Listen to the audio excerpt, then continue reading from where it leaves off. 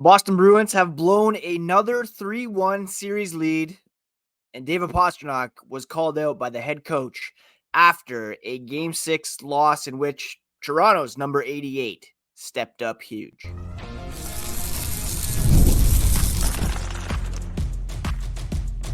You're Locked On Bruins, your daily podcast on the Boston Bruins, part of the Locked On Podcast Network, your team every day.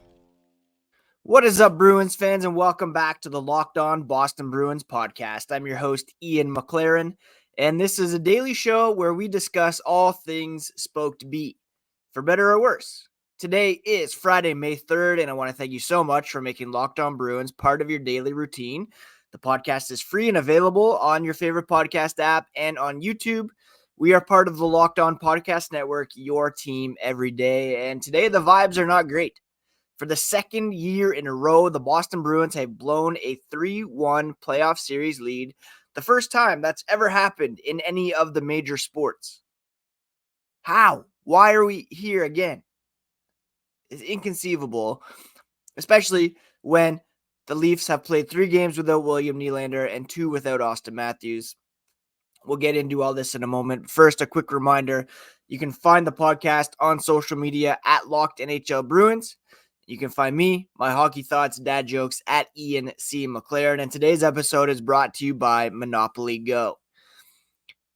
Start taunting your friends with hilarious sticker emojis that you can earn on Monopoly Go by downloading this cool, fun game, now free on Google Play or the App Store.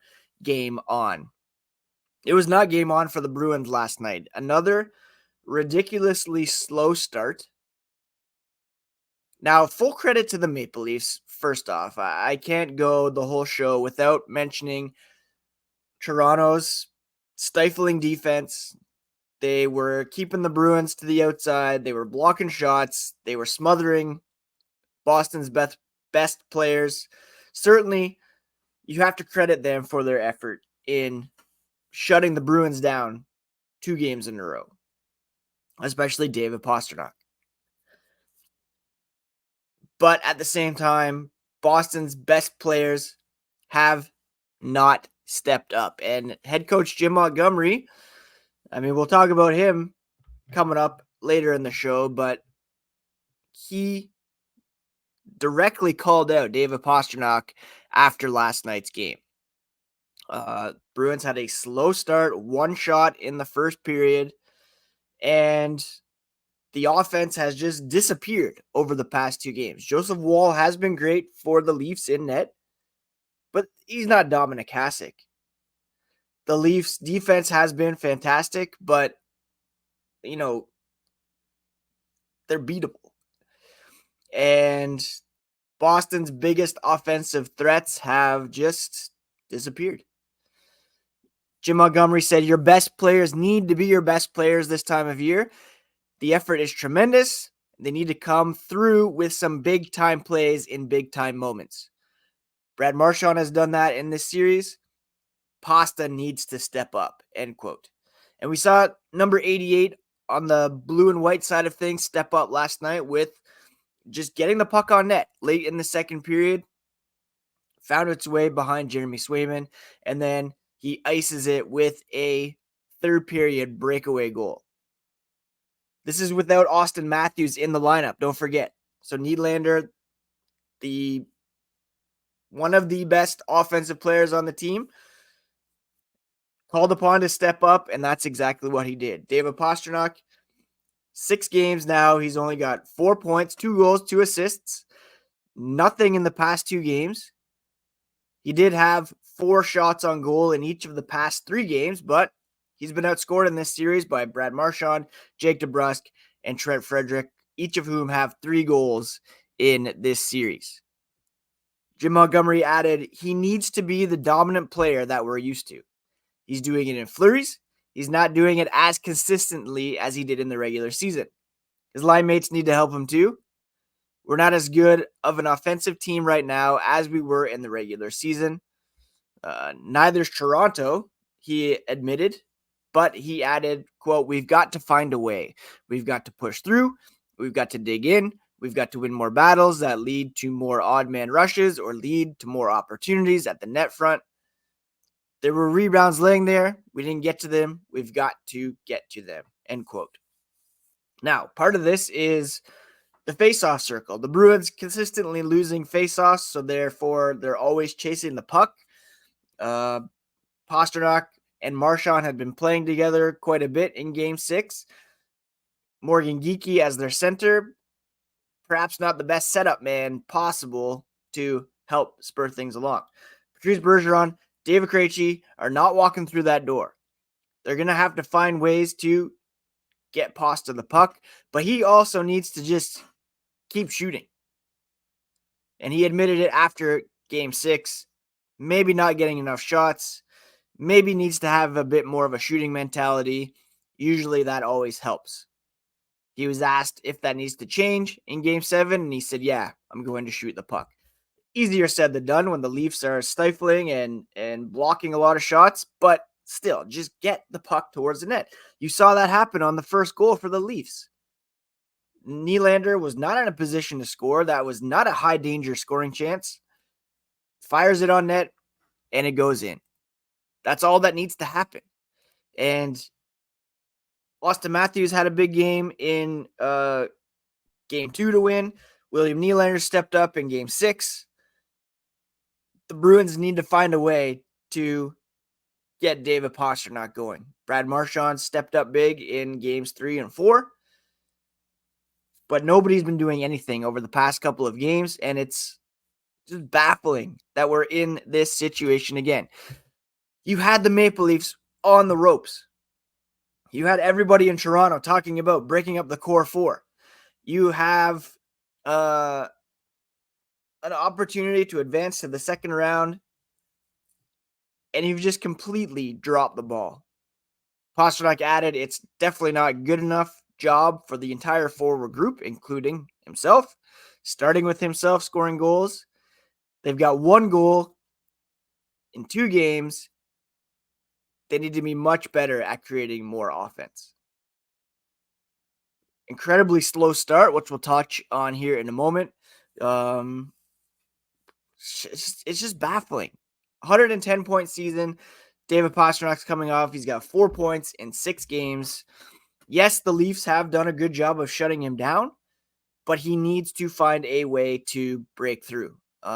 He does not look like the game breaker that we know and love. And it's not just him. Let's be clear. Nobody is stepping up. Jake DeBrusk was probably their best forward in Game 6. He wasn't able to break through. Brad Marchand, after going penalty-less in Games 1 through 4, has taken a couple minors over the last couple games, not helping their cause. It's just a whole different ball game in the playoffs. The Bruins could kind of, coast through the regular season, missing those franchise centers. Charlie Coyle's yet to score. Pavel Zacha's yet to score.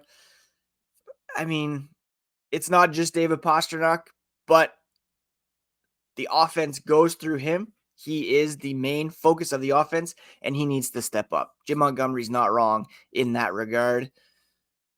But Jim Montgomery also needs to help get this team ready. An inexplicably awful second straight start for this team, and we're going to touch on that here as the podcast continues. It's winner take all time in the NBA and NHL, and FanDuel is giving you a shot to bring home a big win of your own. Right now, new customers get $150 in bonus bets with any winning $5 bet. That's $150 to bet on spreads, money lines, over-unders, player props, and more. All you have to do is visit FanDuel.com/lockedon and make every playoff shot count. Again, new customers get $150 in bonus bets with any winning $5 bet. FanDuel.com/lockedon. FanDuel is America's #1 sportsbook.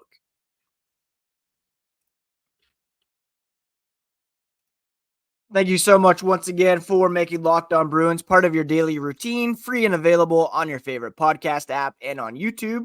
While you're on YouTube, check out Locked On Sports Today, news, opinions, analysis from all over the Locked On network, streaming 24/7 on the Locked On Sports Today channel and the Amazon Fire TV channels app. All right, Jim Montgomery calling out David Pastrnak, which is uncharacteristic of Jim Montgomery. He has not really done that in the past. Fairly warranted, but at the same time, the team as a whole, once again, was just awful in the first period. The Bruins in Game 5 on home ice came out and were outshot something like 12-2 in the first period. So naturally, you would expect, oh, that was a problem. What are we going to do to not repeat that? Lo and behold, they come out and have an 11-2 deficit in shots on goal in the first period. Oh, that was in game 5. Sorry, 12-1 advantage in shots for the Leafs in game 6. 23-3 combined over games 5 and 6. The Bruins were outshot. How does that even happen? Jim Montgomery rightfully said it's unacceptable to start again. They've got to find a way to start on time, and they've just got to be better. Toronto starting on time. They're getting the advantage. They have the momentum. The Bruins chasing the game from puck drop. You're right, Monty. It is unacceptable.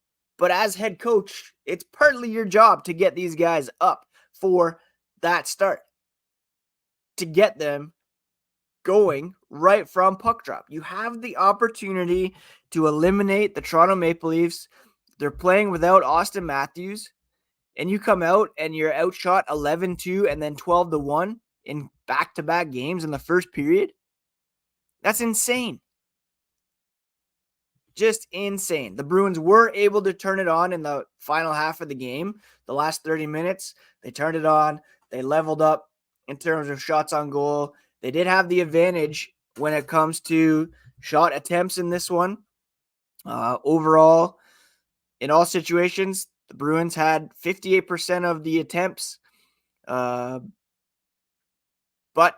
And they had 62.5% of the scoring chances, 60% of the high danger chances in this one.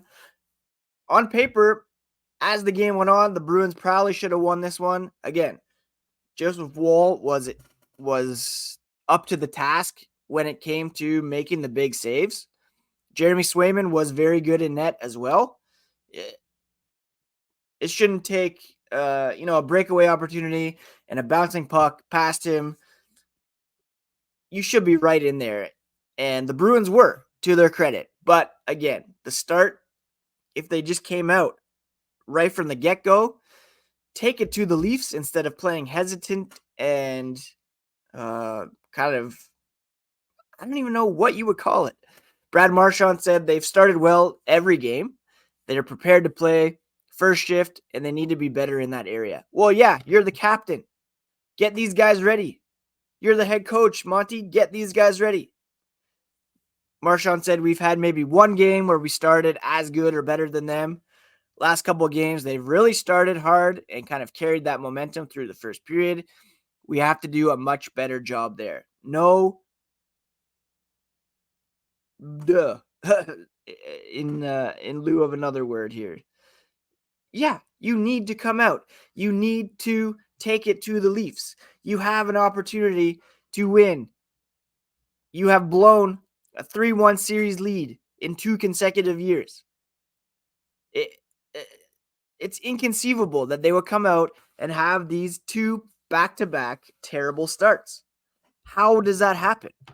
And we're starting to get into the territory where if the Bruins lose this game, if the Bruins lose game 7, there could be real consequences here. They got a pass last season because it was Jim Montgomery's first year behind the bench, and the Florida Panthers went on to the Stanley Cup final. They're a very good team, But this is an incredibly beatable Toronto Maple Leafs team. They've been without two of their best players for the majority of this series. And you quite simply cannot. It has never happened before where a team has been up.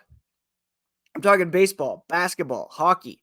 A team's been up 3-1 in a series in 2 consecutive years, and it's been taken to game 7. If they lose in 2 consecutive years, that's historic. They're coming off that historic regular season last year, following it up with 2 3-1 series leads that have been blown. Don Sweeney may be level-headed in this situation, but as Elliot Friedman mentioned on Sportsnet's 32 Thoughts podcast here this morning, you can't count on Cam Neely or the Jacobs family being as level-headed in that situation.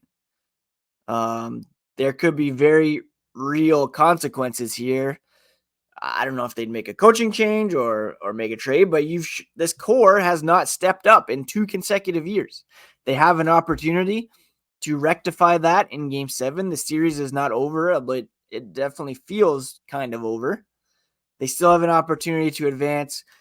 You play the Panthers, who knows what happens. But if they lose to Toronto, with Nylander out for 3 games, Austin Matthews out for 2 at least, who knows if he'll be back for Saturday. Even if he is, I mean, obviously that's an advantage for the Maple Leafs. That's just unacceptable. And as much as I try to be a glass half full guy with respect to the Boston Bruins, it's possible to take that slant. It's possible to say this was a transition year. They have taken the Leafs to a game 7 in the opening round. Some of the younger guys have been developing, blah, blah, blah. No, this was an opportunity to advance to the second round, and they're on the verge of blowing it. And no, that's unacceptable. I'm just so incredibly frustrated with this team to watch and sit through game 5 and how they came out in that one, and then to see it repeated in game 6. It boggles the mind. And the Bruins have to find their game. David Pastrnak has to find his game, get the puck on net. Can they do it? Well, we'll discuss that here as the podcast continues. All right, if you're looking for a distraction today, then I cannot recommend Monopoly Go enough. Monopoly Go, you can team up with your friends for time tournaments where you work together to build up each other's boards. The more you win together, the more awesome prizes you unlock. I have so many fond memories of sitting down in the basement, playing the classic Monopoly board game. Monopoly Go is just such a fun twist. You can get unique stickers that you can trade with friends to complete albums for big prizes. There's cool new playing pieces to travel the boards with. Hilarious emojis for taunting your friends when you smash their buildings or steal their money. It feels new and exciting every day with constantly changing tournaments and challenges.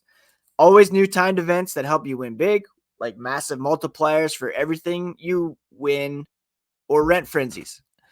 There's always something fun to discover in Monopoly Go, so get off the bench and go download it now, free on Google Play or the App Store. Game on with Monopoly Go. All right, having said all of the above, the Bruins do still have an opportunity to advance. And Brad Marchand, very glass half full after game 6, saying, if someone told us at the start of the season that we'd be in a game 7 at home against Toronto, we'd take that all day. It doesn't matter how you get there. We're there. You got to show up. That is all well and good, Captain Brad, but the faith level at the moment is incredibly low. And until they come out and not get drastically outshot in the first period, until they come out and win this game and advance to the second round, the vibes are not great, and then narrative is being written about Boston's core of Charlie McAvoy, David Pastrnak, Brad Marchand, Jake DeBrusk, Hampus Lindholm, not Jeremy Swayman. Jeremy Swayman has been amazing in this series, and there should be no question that he should get the opportunity to finish off this series. In 6 games so far this series, Jeremy Swayman has a .947 save percentage.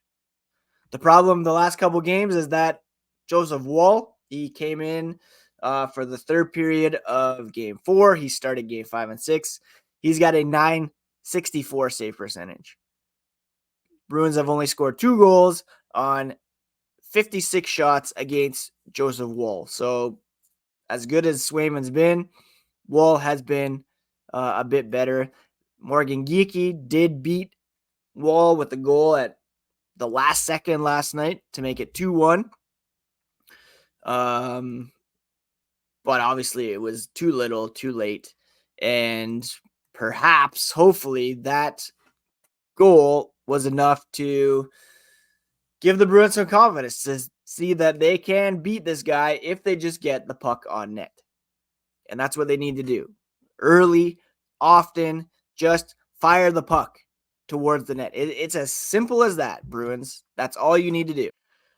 Brad Marchand, Jake DeBrusk, Trent Frederick, they have chipped in. They have 3 goals apiece. But there's a bunch of guys with zeros next to their names who could help in this situation. Charlie McAvoy, you'd love to see step up. Mason Lohrei has been pretty good in the 4 games that he's played.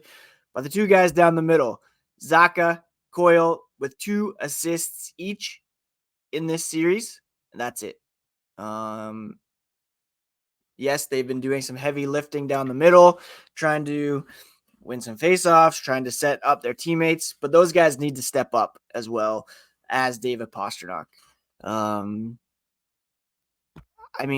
This could be a kind of defining game for a bunch of these guys. As much as they exceeded expectations in the regular season, legacies are made in the playoffs. Reputations are defined in the playoffs. And the reality is they haven't been good enough. And they say that they learned from last season. I just don't understand how you can allow what happened last season to repeat itself against a very beatable Toronto Maple Leafs team. This is the thing. It's not as if the Leafs have been firing on all cylinders. It's not as if they're at peak capacity with William Nylander and Austin Matthews in each game firing on Jeremy Swayman, and he's been forced to steal every game. Those guys have missed games, and the Bruins have been relatively healthy despite or minus Danton Heinen missing game 6. Can we just say one thing here? Danton Heinen missed game 6. He had been having some maintenance days lately. So why wasn't he the guy that was taken out of game 5 with Johnny Beecher left in there? I don't know. Jim Montgomery is not free of criticism here. If you coach a team to back-to-back 3-1 series blown leads, you should be questioning your job security, quite frankly. And there's still an opportunity here for the Bruins. Let's try to end on a positive note, all right? The Bruins are at home. They have an opportunity to beat the Maple Leafs and advance to the second round. That's still very much on the table. This series is not over. The Bruins have gone 0-6 in recent closeout games. They've lost 2 to the Maple Leafs here. They lost 3 to the Panthers after being up 3-1 last season. And then the year prior to that, they lost game 7 to the Carolina Hurricanes. That's a very depressing streak here. However, the Leafs have lost a bunch of game 7s in a row. So something's got to crack here. It's either going to be the same old story for one of these teams and the reshaping of the narrative for one as well. The Bruins have an opportunity to, yes, they've blown the series lead, but they still have an opportunity to win, and that's really all that matters.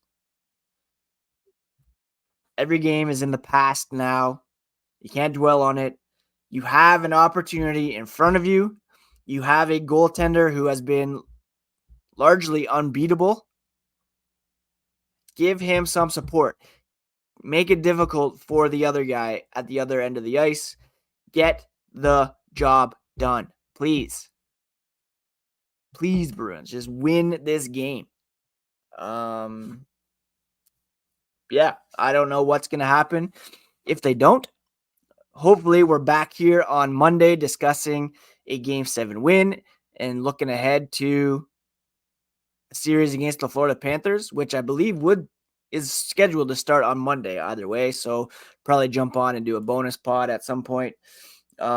Please do take care of yourselves, friends. Take care of each other. Have a good Friday. Try to get out there and get some fresh air.